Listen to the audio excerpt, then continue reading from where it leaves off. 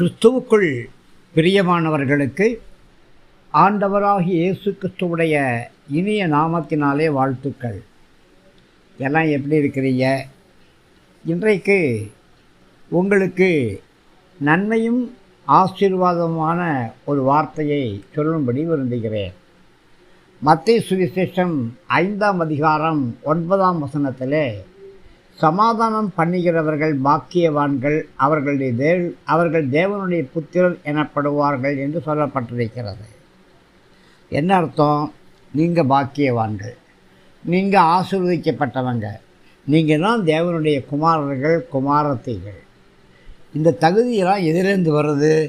சமாதானத்தின் வழியாக வருது. பரலோகத்திலிருந்து வரக்கூடிய ஞானம் அது சுத்தமானது. பரலோக ஞானம் சண்டை ஓடுகிற ஞானம் அல்ல, சமாதானம் பண்ணக்கூடிய ஞானம்.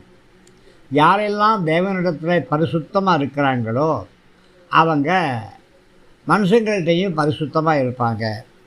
யாரெல்லாம் தேவனிடத்தில் சமாதானம் பண்ணுறாங்களோ அவங்க மனுஷர்கள் மத்தியிலையும் சமாதானம் பண்ணக்கூடியவர்களாகத்தான் காணப்படுவாங்க. அவங்க சமாதானம் பண்ணுவாங்க, சமாதானத்து மேல் பிரியமாக இருப்பாங்க. அவர்களுடைய பேச்சுக்கள் அன்பாக இருக்கும், ஆவலாக இருக்கும். சமாதானத்தை மாத்திரமே நாடுவாங்க. சண்டையை பார்த்தா விலகி ஓடுவாங்க.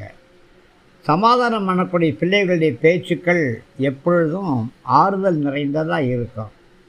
சமாதானமான வார்த்தைகள் உடைந்து போனதை கூட்டி சேர்க்கக்கூடிய வல்லமை உள்ளது. சில பேர் சமாதானம் பண்ண விரும்பவே மாட்டாங்க. சமாதானம் பண்ணவங்களுக்கு நன்றி சொல்ல மாட்டாங்க. தனக்காக ப்ரேயர் பண்ணவங்களுக்கு நன்றி சொல்ல மாட்டாங்க.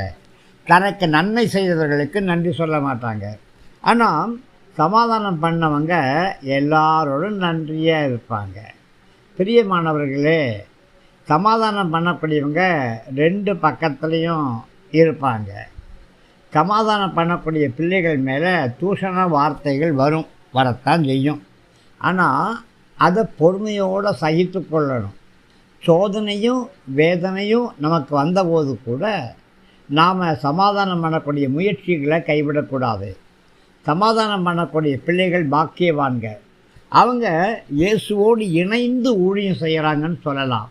இந்த பூமியில் எல்லா பகையும் இயேசு சிலுவையில் அறைஞ்சிட்டார்.